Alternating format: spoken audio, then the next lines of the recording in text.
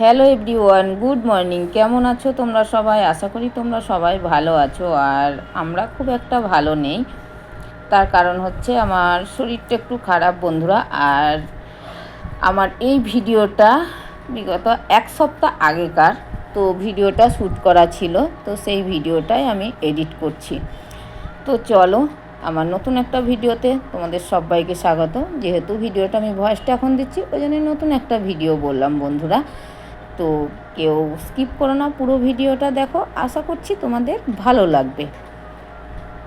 তো এক সপ্তাহ আগেকার ভিডিও এডিট করতে দেখলাম গ্যালারিতে আছে, তো ওই জন্যে ভাবলাম তোমাদের সঙ্গে শেয়ার করি।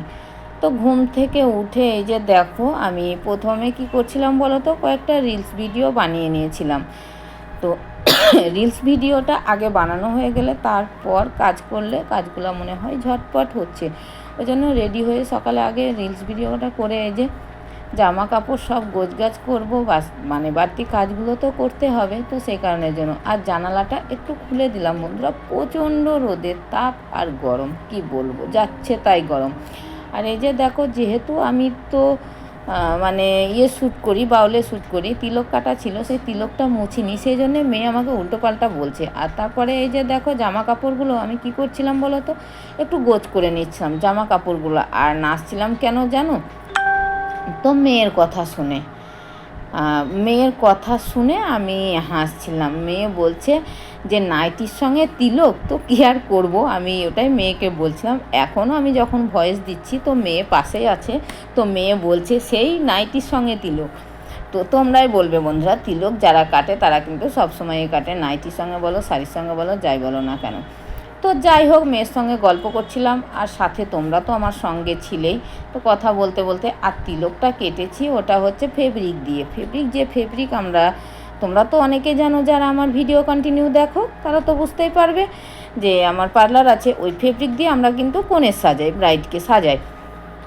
তো সেই ফেব্রিকগুলো দিয়েই আমি কিন্তু তিলকটা কাটি, অন্য কিছু আর তিলক মাটি কেনা হয় না। তো যাই হোক, ওই তুলি দিয়েও কাটি, সময়ে তুলি সব সময় তো আর আমার ঘরে থাকে না, সেগুলো থাকে আমার পার্লারে, কারণ আমার ব্রাইড সাজানোর জন্য যেসব প্রোডাক্ট সব তো পার্লারে থাকে, তো সেগুলো তো আমার ঘরে রেখে কাজ নেই। তো সেই জন্য ওগুলো দিয়ে আর হয় না। তো কি বলো তো, ওই তুলি দেওয়া হয় না, তো দেশলাইয়ের একটা কাঠি রেখে দিই, সেটা দিয়ে করি। আর নাচছিলাম দেখেছো মনের খুশিতে। তো মনের খুশিতে নাচতে নাচতে সত্যি করে মানে এই খুশিটা আবার বলে না কষ্টে পরিণত হয়ে যাবে। ভিডিওটা পুরোটা দেখো, তাহলেই তোমরা বুঝতে পারবে যে আমি কেন কথাটা ভিডিওতে বললাম মিডিলে। তো যাই হোক, এই যে নাচতে নাচতে গাইতে গাইতে আমি এখানে তো করছিলাম, ঝাড় মোছা সব কিছুই দেওয়া হয়ে গেল। তারপরে এসে রান্নাঘরে দেখছি বেসিনে সেই আমার মেয়ে, কি বলবো, মানে গোটা কৃষ্ণনগর সিটির বাসনপত্র সব মনে হয় বেসিনে রেখে দিয়েছে। তো সেগুলো কি করা যাবে বলো, সেগুলো তো আমাকে পরিষ্কার করতে হবে। আর আমার ক্যামেরাম্যানকে যদি বলি ধুতে, তো আমার ক্যামেরাম্যান কি করবে জানো, মানে ওই গ্যাসের ওই জায়গাটাতে পুরো ভর্তি করে দেবে জলে। তো সেই কারণের জন্যেই আর ওকে বলিনি। তো সময়ে ও করতে চায়, আমি বলি যে না, তো করি কি বলো তো, বাচ্চা মানুষ তো, বাড়িতে সংসারে ধরো যায় টুকিটাকি একটা একটা করে দেয়, তার উপরে এই যে ক্যামেরা ধরা, এটাও তো ওর একটা কাজ, তাই না বলো? এটাও কিন্তু অনেকটাই কষ্টকর। তারপরে পার্লারে কাজ থাকলে সেগুলোও।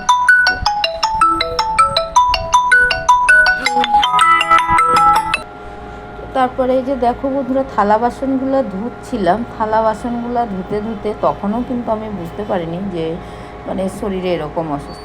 আর কি বলো তো, বলে না, শরীরে যদি হঠাৎ কিছু হয়ে যায় কিন্তু কিছু করার থাকে না। তো তারপরে ওই যে বাসি কাজকর্ম সব তো সারলাম, সারা শুরু করে একটু স্নান করে নিয়েছিলাম। সকালে আমি আগেই স্নান করেছিলাম, তারপর আরেকটু গাটা ধুয়ে নিয়েছিলাম ফ্রেশ হয়ে, যেহেতু কাজকর্ম করলাম তো, আর ঘেমে গিয়েছিলাম, তো সেই কারণের জন্য।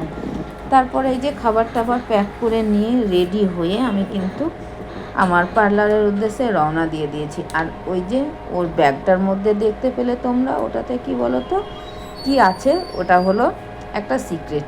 তো চলো, পার্লারে গিয়ে অবশ্যই দেখাবো তোমাদের সঙ্গে যে আমার ওই ব্যাগের মধ্যে কী আছে। তো যাই হোক বন্ধুরা, তারপরে ব্যাগপত্র নিয়ে আমি পার্লারে চলে এসেছি, আর মাথায় জল দিয়েছিলাম। মাথায় জল দেওয়ার কারণে চুলটা খোলা আছে।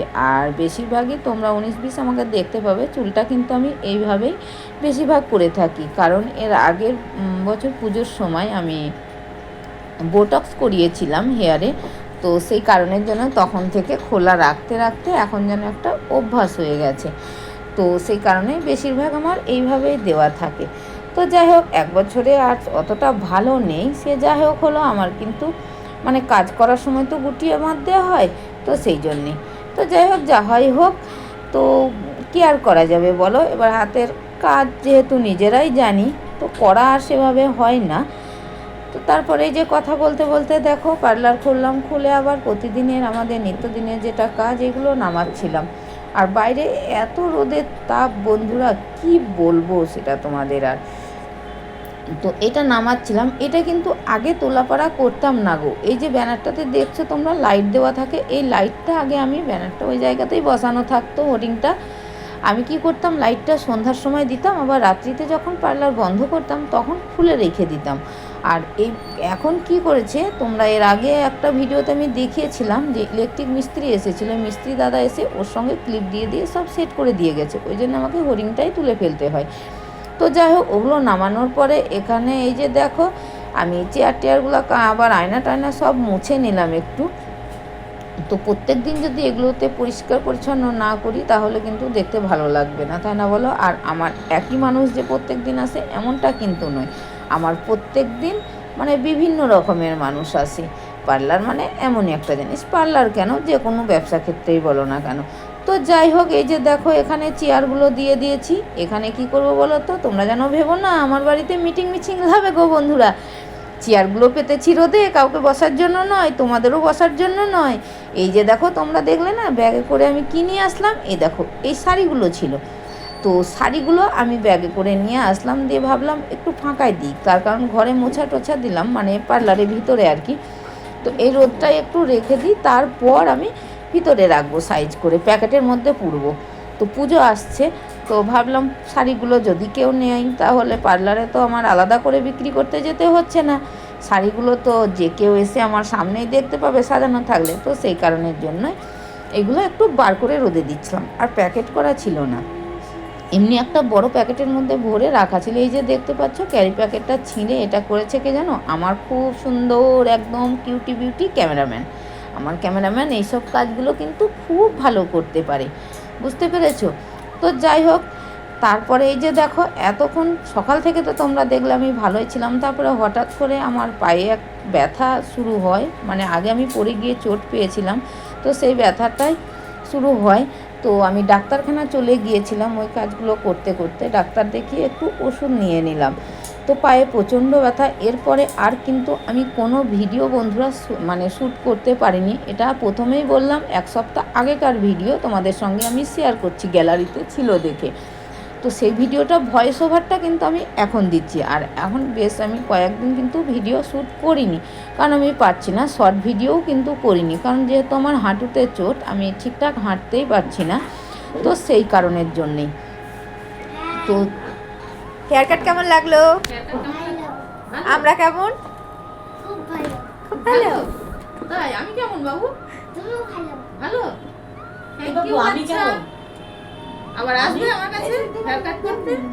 থ্যাংক ইউ বাবু। বলো একবার ভিডিও। তোমার নাম কি? আফরিন খাতুন। আফরিন খাতুন। বাহ, খুব কিউট নাম।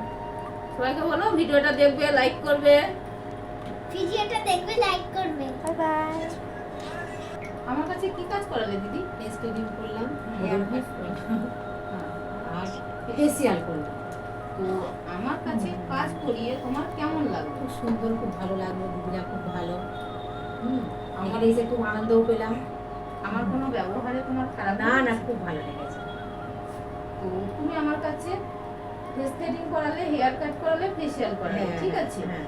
তো আমার পার্লারে যেহেতু এখন শারদীয়ার অফার চলছে, তো সেই কারণে আমি আমার কাস্টমারদের জন্য ছোট্ট একটা গিফটের ব্যবস্থা করেছি। তো তুমি আমার তরফ থেকে একটা গিফট পাবে। তো ধরো গিফটটা। Thank you. ওয়েলকাম। তো গিফট পেয়ে কেমন লাগছে? খুব ভালো লাগছে, খুব আনন্দও লাগছে। আর আমার কাজ আর আমার ব্যবহার যদি ভালো লাগে তো অবশ্যই আবার আসবে। আচ্ছা, ঠিক আছে।